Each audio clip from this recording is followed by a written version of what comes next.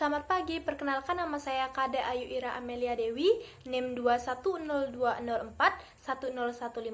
dari program studi D3 Bahasa Inggris, jurusan Bahasa Asing, Fakultas Bahasa dan Seni Universitas Pendidikan Ganesha. Nah, sekarang saya akan menjawab pertanyaan-pertanyaan dari LKM 6. So, langsung saja kita jawab pertanyaan-pertanyaannya. Nah, sekarang kita akan membahas tentang jawaban-jawaban dari LKM 6. Soal yang pertama yaitu, apa yang dimaksud dengan orang suci menurut agama Hindu? Orang suci terdiri dari kata orang dan suci. Orang yang berarti manusia dan suci berarti kemurnian dan kebersihan lahir dan batin. Jadi orang suci ialah manusia yang memiliki kekuatan mata batin dan dapat memancarkan kewibawaan rohani serta peka akan getaran-getaran spiritual, balas asih, dan memiliki kemurnian batin dalam mengamalkan ajaran-ajaran agama. Orang suci adalah orang yang dipandang mampu atau paham tentang agama Hindu. Agama Hindu memiliki banyak sebutan bagi orang suci, seperti Sulingge, Maharesi, Bagawan, dan sebutan gelar orang suci lainnya. Sulingge berasal dari kata su dan lingge. Su artinya utama atau mulia, dan lingge artinya kedudukan atau tempat utama. Jadi, Sulingge adalah orang yang diberikan kedudukan utama dan mulia karena kesucian diri dan perilaku luhurnya, serta mampu membimbing umat mendekatkan diri ke hadapan Sang Yang Widi. Sebelum diberi gelar sebagai orang suci, Sulingge, Maharesi, Bagawan, dan sebutan lainnya harus disucikan secara rohani dan jasmani. Salah satu bentuk penyuciannya melalui upacara madikse. Upacara madikse berfungsi untuk membersihkan seseorang secara lahir dan batin. Lanjut soal nomor 2, yaitu peraturan dalam agama Hindu menegaskan bahwa yang mempunyai kewenangan untuk memimpin suatu yajna adalah orang suci atau orang bijaksana yang dalam hidupnya telah melakukan penyucian lahir dan batin. Jelaskan cara penyucian tersebut. Jawabannya itu melalui suatu upacara padikse atau pawintenan. Orang yang telah melakukan upacara padikse dan pawintenan itu disebut dengan pandita dan pinandita. Orang-orang suci agama Hindu, pandita atau pinandita, sangat besar perannya dalam kehidupan beragama. Lanjut ke soal nomor 3. Orang-orang suci agama Hindu, pandita pinandita sangat besar perannya dalam kehidupan beragama. Mengapa demikian?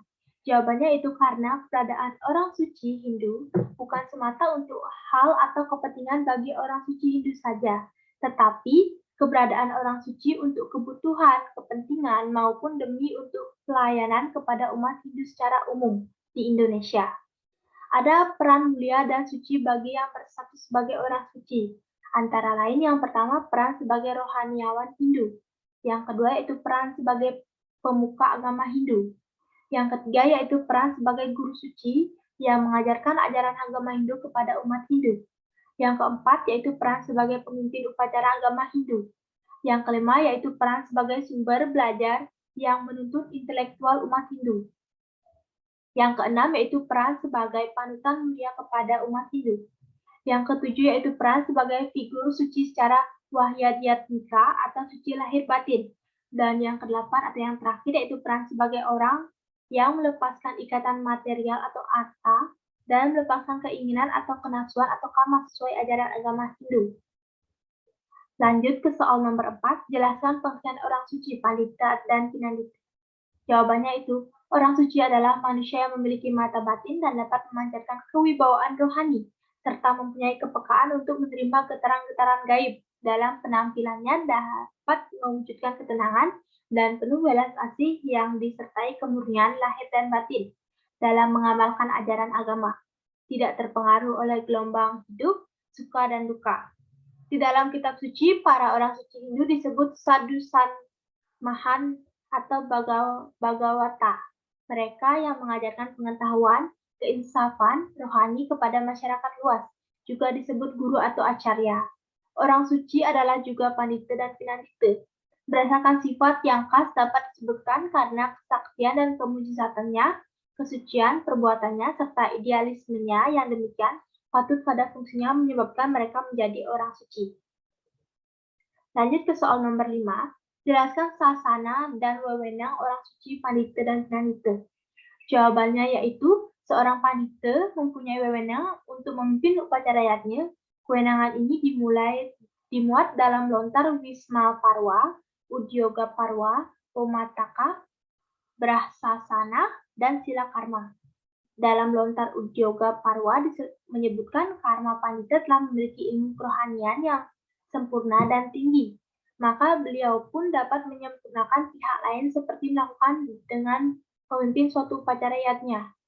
Dan dalam kitab Sila Karma ditekankan bahwa para pandita hendaknya dapat menguasai dan melaksanakan ajaran Yama Nyama Brata. Antara pandita dengan pinandita juga mempunyai status dan wewenang yang berbeda, termasuk pula sesananya. Seorang pinandita adalah seorang rohaniawan Hindu tingkat ekajati. Kelahiran sekali tidak di Dikse, melainkan di Winton. Setelah melalui upacara pawintenan, seorang pinandita dapat menyelesaikan upacara yatnya tertentu, atau hanya pada pura tertentu, khususnya pura yang diemongnya, menjadi tanggung jawabnya. Demikian pula untuk upacara Purnama Tilem dan upacara-upacara keagamaan lainnya bisa dan diselesaikan oleh pinandita. Pada umumnya di Bali, pinandita ini adalah pemangku, namun apabila ada upacara-upacara besar seperti upacara-upacara padudusan agung di sebuah pura, atau melakukan tawur dan sebagainya harus diselesaikan oleh seorang pandita. Demikian pula sebagai contoh dalam upacara Purnama dan dalam umat Hindu Bali, selain oleh pinandita dipuput juga oleh pandita.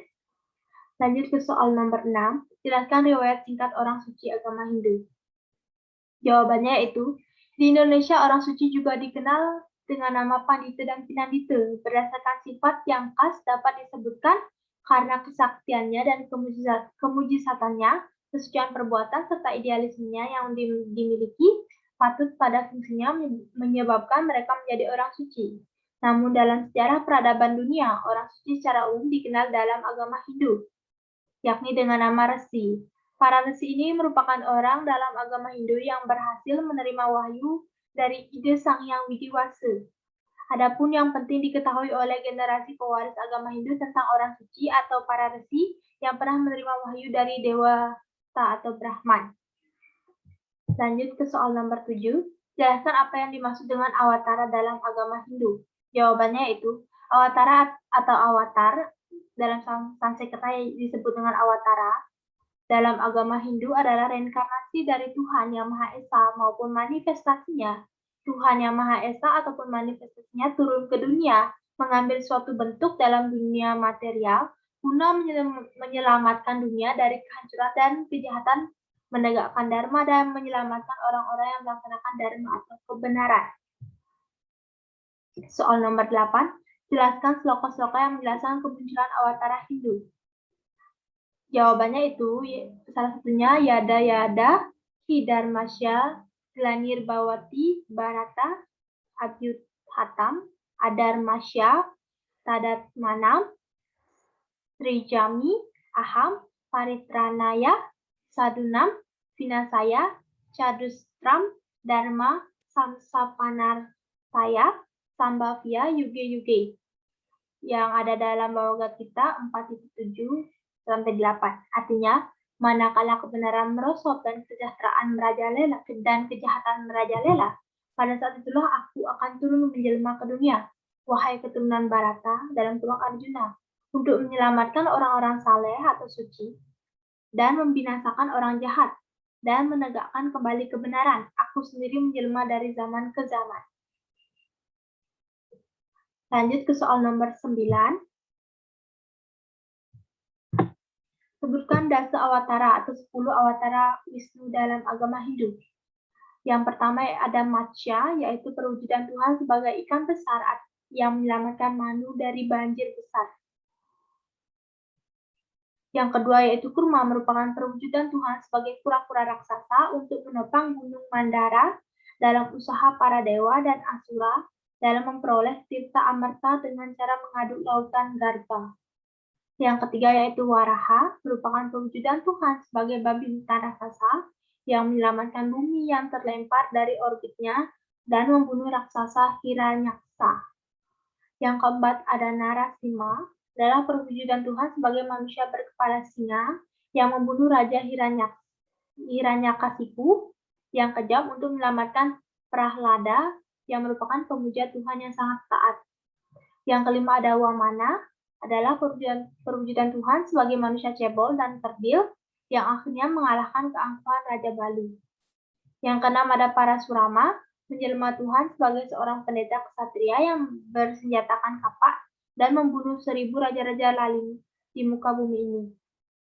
Yang ketujuh ada Rama, adalah penjelmaan Tuhan sebagai putra mahkota Ayodhya dan kisahnya ditulis dalam kitab Ramayana oleh Maharshi Walmiki.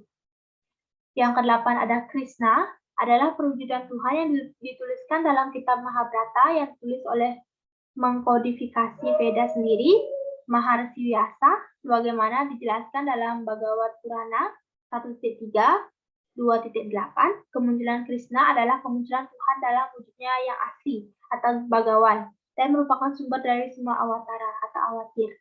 Yang kesembilan yaitu Gautama Buddha, yaitu kemunculan Tuhan sebagai putra raja di Kapilawastu dengan nama kecil Siddhartha Gautama, dan memiliki misi mengembalikan ajaran Weda yang ditafsirkan keliru oleh para kaum Brahmana. Yang ke-10 yaitu Kalki, merupakan avatar Tuhan yang diperkirakan akan muncul dengan mengendarai kuda putih dan bersenjatakan pedang terkhusus dalam membasmi orang-orang jahat pada akhir Kali Yuga.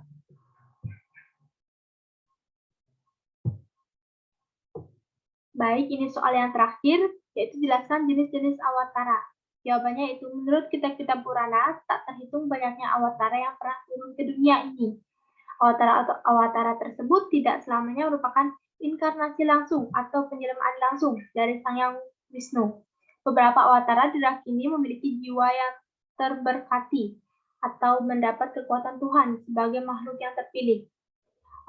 Jenis-jenis awatara yang pertama yaitu Purusa Awatara. Awatara pertama, Sang Yang Wisnu yang mempengaruhi penciptanya alam semesta. Awatara tersebut yakni Wasudewa, Sanskarsan, Pradyumna, dan Aniruddha. Menurut Bhagavad Gita, Karanodakasi Wisnu, Garbhodakasi Wisnu, dan Kridokayasi Wisnu. Yang kedua yaitu Guna Awatara. Awatara-awatara yang mengatur 3 macam aspek dalam diri makhluk hidup. Awatara-awatara tersebut yaitu Brahma yang mengatur nafsu dan keinginan atau rajas, Wisnu mengatur sifat-sifat kebaikan atau satwam, Siwa mengatur sifat-sifat kemalasan atau tamas. Yang ketiga ada Lila Awatara, awatara yang sering ditampilkan dalam kitab-kitab Purana seperti Dasa Awatara dan awatara lainnya. Awatara tersebut turut secara teratur ke dunia dari zaman ke zaman untuk menjalankan misi, menegakkan dharma, dan menunjukkan jalan bakti dan moksa. Yang keempat ada Manwantara Awatara, awatara yang diyakini sebagai pencipta para leluhur dari umat manusia di muka bumi ini. Yang kelima ada Sakyawesa Awatara, ada 2 jenis. Yang pertama itu makhluk yang merupakan penjelmaan Wisnu secara langsung, dan yang kedua yaitu makhluk diberkati dan mendapatkan kekuatan dari Wisnu. Jenis tersebut memiliki jumlah yang besar dan merupakan awatara yang istimewa. Awatara jenis ini misalnya saja Narada Murni atau Sang Buddha. Awatara jenis tersebut kadang-kadang dikenal dengan sebutan Sakyamavatar, Sakyavesavatar, atau Awesa Avatar. Awatara lain yang termasuk jenis kedua misalnya Parasurama, yang mana Dewa Wisnu tidak secara langsung menjelma. Dalam jenis yang kedua tersebut, menurut Sri Vaisnavisma, ada 2 macam lagi, yakni Wisnu masuki jiwa makhluk yang terpilih tersebut seperti Parasurama, atau 2, Wisnu tidak memasuki jiwa secara langsung namun memberikan kekuatan suci, misalnya biasa atau menyusun Weda. Baik, itulah jawaban-jawaban dan pertanyaan tentang LKM 6. Terima kasih.